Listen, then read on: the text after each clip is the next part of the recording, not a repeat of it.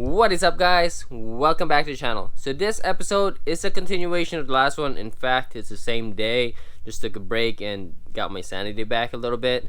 And you know what, at some point I almost just like left it in there, not even locking it, because I was just like, okay, I'm done, I can't get this thing to work. I was also trying to find a place to zip tie the darn thing, because I don't want to hit a bump and all of a sudden you lose all fuel pressure. So then, yeah, can't have that either.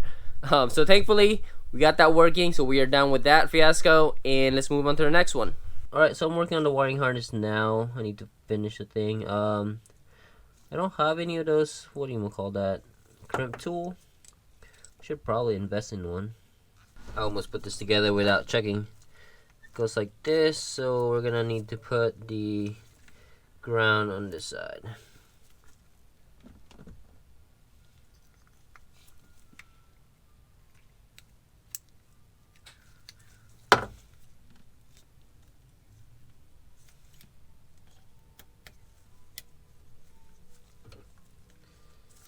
Sounds good so far. Cool, everything's working out. Alright.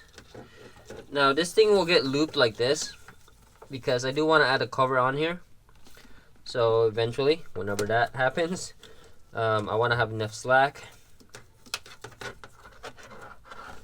So that means this thing will be inside. And that will be our ground right there. Alright guys, so this pretty much completes the dual pump setup. We are officially done with this stuff right here. Now I do need to add a cover, but the dual pump setup, wiring, they're all done. So that brings us to the next step, which is getting the lines for the methanol kit. I originally had it routed there, and I think I need to pull everything back out and somehow get it through here. Alright, so back to the board and install the dual pump. It's officially complete. Alright, so I got the lines through, and look at all these extra lines now that I don't have to go all the way to the back. So what I'm kind of thinking is I'm going to loop it like this, and then kind of comes out this way and then plugs in right there. Okay. Main reason for looping is because I can't just kind of come out this way and hit the pump. So then I'm going to go for a loop and then kind of go in there. So let's see. Somewhere around here, I suppose. Now as far as the methanol kit, it is the two-part, so I can't cross that off the list yet. This takes care of everything of the back here, but the front, I will have to put the nozzle in, which requires me taking off some intercooler piping and welding a fitting in there. Now, just so you guys know, I actually went to the junkyard and bought another trunk because I'm going to be changing how I want this stuff. I no longer want it to come out of here. I want it to be routed to the bottom. So I'm thinking I'll probably trim this area right here and then make like a shroud that routes everything down to the bottom, and then kind of trim this area right here, so like something like that.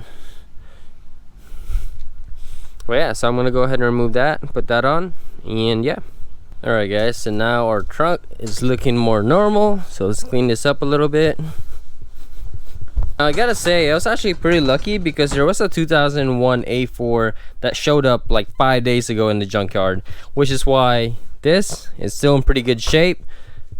And luckily, I mean, the bottom part right here, somebody tried to open the trunk, I guess, so that was a little bit bent, but not a big deal, right? But for the most part, super good condition for about $45. Now they did want like $20 for this assembly, so I ended up just leaving it in the junkyard because I do have my own. Because I changed my mind on the trunk setup, I will no longer need a grill for the trunk. However, I still need a fan shroud.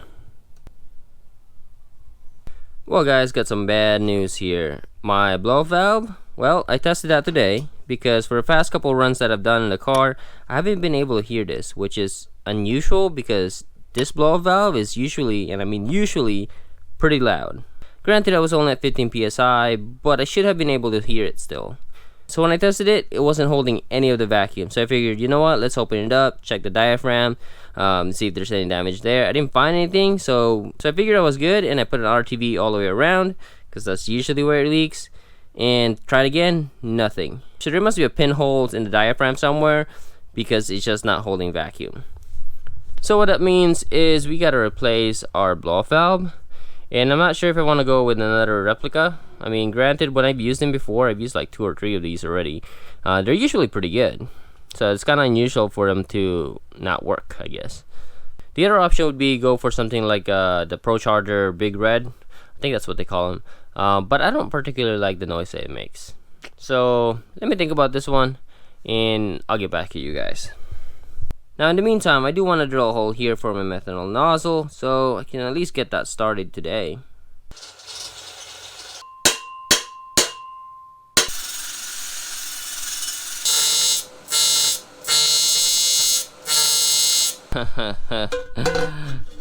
Oh boy, that's not good.